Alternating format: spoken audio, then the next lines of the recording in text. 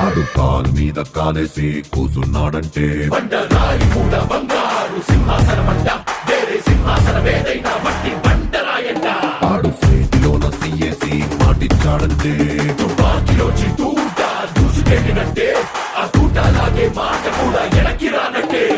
వాడు నీకు గొప్పేం కాదు వీడు నీకు ఎక్కువ కాదు నీకు నువ్వే బాసులా ఉంటూ